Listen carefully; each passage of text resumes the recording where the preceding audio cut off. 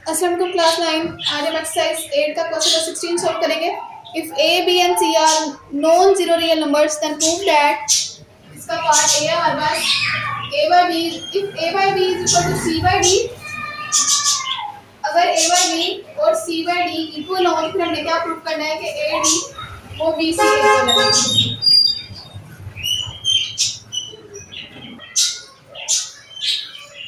तो हम इसको कंसीडर करेंगे और इसको इसके इक्वल प्रूव करेंगे। Let a by B is equal to C by d. अब यहाँ पे हमने कौन सी प्रॉपर्टी यूज करनी है उसको साइड में मेंशन भी करना है।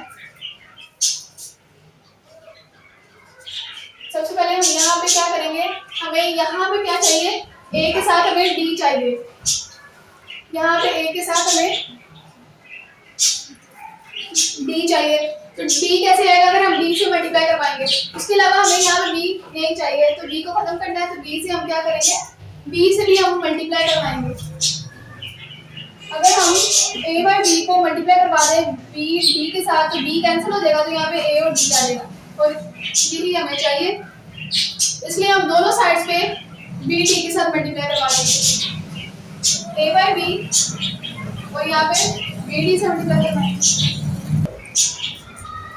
और इस साइड में भी b d से मल्टीप्लाई करवाएंगे b d। तो जो प्रॉपर्टी यूज करनी है उसको साइड में मेंशन भी करना है। यहाँ पे हमने कौन सी प्रॉपर्टी यूज की है, हमने BD को दोनों साइड्स पे मल्टीप्लाई करवाया है, तो यहाँ पे हमने मल्टीप्लिकेटिव प्रॉपर्टी यूज की है।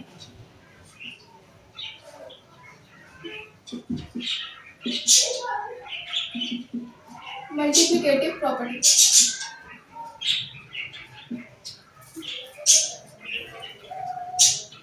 अब हम क्या करेंगे, इस a को इस तरह लिख लेंगे, a मल्टीप्लाई 1, क्योंकि किसी भी नंबर को 1 से मल्टीप्लाई करेंगे वो नंबर चेंज नहीं होगा, वो वही आएगा। Divide by b, bd is equal to c को भी हम लिख लेंगे c multiply 1 divided by d, bd। तो हमने यहाँ पे कौन सी प्रॉपर्टी यूज की है, मल्टीप्लिकेटिव आइडेंटिटी यूज की है।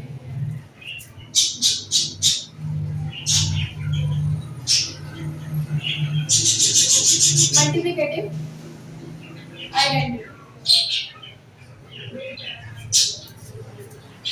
अब उसके बाद हम क्या करेंगे, हम 1 बाय b को और b को सेपरेट कर लेंगे, इनकी अरेंजमेंट चेंज करेंगे। Multiply b is equal to यहाँ पे भी c multiply 1 by d multiply d multiply b। तो यहाँ पर हमने सिर्फ इन वैल्यूज की जगह चेंज की है, तो जब वैल्यूज की जगह चेंज करेंगे तो वो हमारे पास एसोसिएटिव ना होगा। एसोसिएटिव प्रॉपर्टी, क्योंकि एसोसिएटिव प्रॉपर्टी में हम सिर्फ वैल्यूज की जगह चेंज करते हैं। अगर हमारे पास कोई वैल्यू हो a plus b plus c, तो ये किसके इक्वल होता है, a plus b plus c। सिर्फ हम ब्रैकेट चेंज कर देते हैं या फिर जगह चेंज कर देते हैं उन वैल्यूज की, तो वो हमारे पास एसोसिएटिव प्रॉपर्टी होती है। उसके बाद ये b जो है b से कैंसिल हो जाएगा और ये d से कैंसिल हो जाएगा। तो यहाँ पर कौन सी प्रॉपर्टी यूज होगी, मल्टीप्लिकेटिव इनवर्स।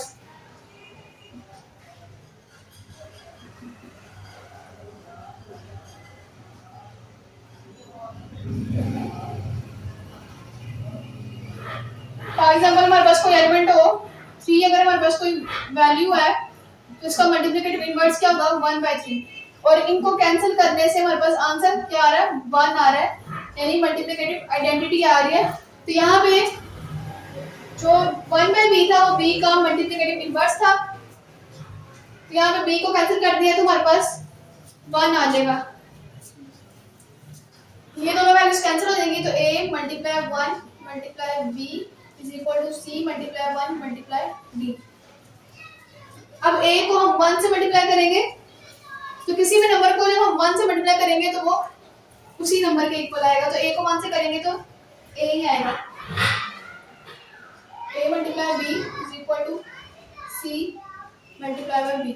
यहाँ पे हमने कौन सी प्रॉपर्टी यूज की है, मल्टीप्लिकेटिव आइडेंटिटी।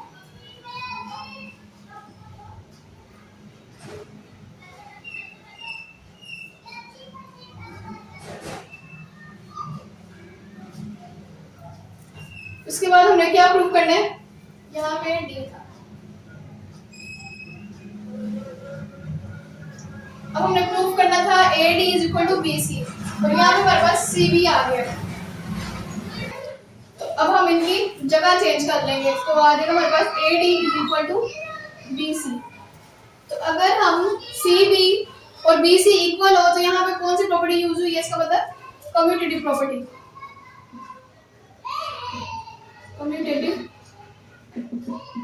प्रॉपर्टी, क्योंकि कम्यूटेटिव प्रॉपर्टी में हमारे पास दो एलिमेंट्स होते हैं और उनकी सिर्फ जगह चेंज होती है, यानी ए बी किसके इक्वल होता है, बी ए के इक्वल होता है। तो यहाँ पे हमारे पास सी बी था तो ये बी सी के इक्वल होगा, तो हमने यहाँ पे कम्यूटेटिव प्रॉपर्टी यूज की है। इसमें भी हमने इन दोनों को इक्वल प्रूव करना है, तो हम पहले राइट कर लेते हैं left hand side is equal to a by B multiply c by t. हमने इसको सॉल्व करके राइट हैंड साइड के इक्वल प्रूव करना है। तो यहाँ पे हम क्या करते हैं, इसको लिख लेते हैं ए मल्टीप्लाई 1 बाय बी, और इसको भी लिख लेते हैं सी मल्टीप्लाई 1 बाय डी।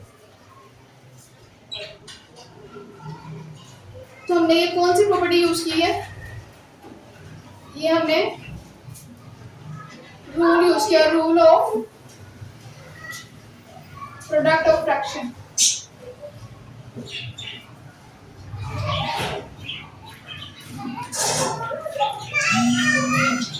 तो ये हमने प्रोडक्ट ऑफ फ्रैक्शन का रूल यूज किया है।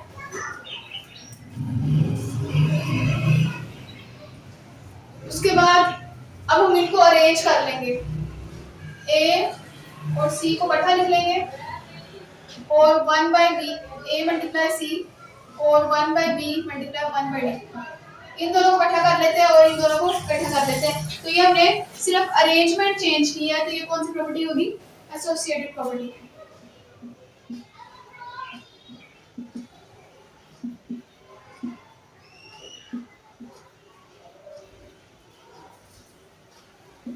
उसके बाद a जो है वो c से मल्टीप्लाई होगा, तो ac मल्टीप्लाई, फिर 1 बाय b को 1 बाय d से मल्टीप्लाई करेंगे तो 1 बाय bd। तो यहाँ पे भी हमने कौन सी प्रॉपर्टी यूज की है, rule of product of fraction, कि फ्रैक्शन को मल्टीप्लाई करने का जो मेथड है वो हमने यूज किया है।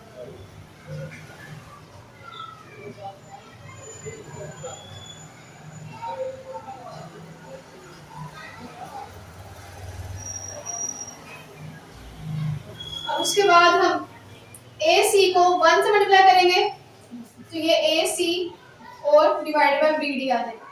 तो ये हमने कौन सा फार्मूला यूज किया है, ये हमने फार्मूला यूज किया है कि अगर हमारे पास फ्रैक्शन हो A बाय B तो उसको हम लिख सकते हैं A मल्टीप्लाई 1 बाय B के इक्वल लिख सकते हैं।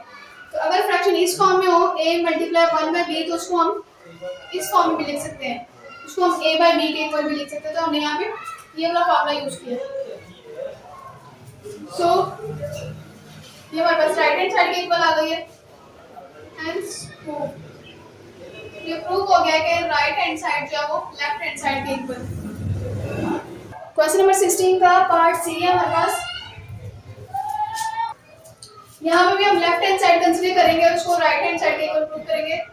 Left hand side is equal to a by b plus c by b। अब यहाँ पे भी हम फार्मूला यूज करेंगे कि अगर हमारे पास कोई वैल्यू हो, कोई फ्रैक्शन हो a बाय b तो हम इसको किस तरह से लिख सकते हैं, a मल्टीप्लाई 1 बाय b। तो यहाँ पे हमारे पास फ्रैक्शन है a बाय b तो इसको हम किस तरह लिख सकते हैं, a multiply 1 by b plus, और इस फ्रैक्शन को भी हम किस तरह लिख सकते हैं, अगर फ्रैक्शन हो c बाय b तो इसको हम क्या लिखेंगे, c मल्टीप्लाई 1 बाय b। अब यहाँ पे दोनों वैल्यूज में 1 बाय b जो है वो कॉमन है, तो हम 1 बाय b कॉमन ले लेंगे तो ये आ जाएगा a प्लस c, और 1 बाय b हमने कॉमन ले लिया। तो यहाँ पे हमने 1 बाय b कॉमन लिया, तो यहाँ पे कौन सी प्रॉपर्टी यूज की है, डिस्ट्रीब्यूटिव प्रॉपर्टी।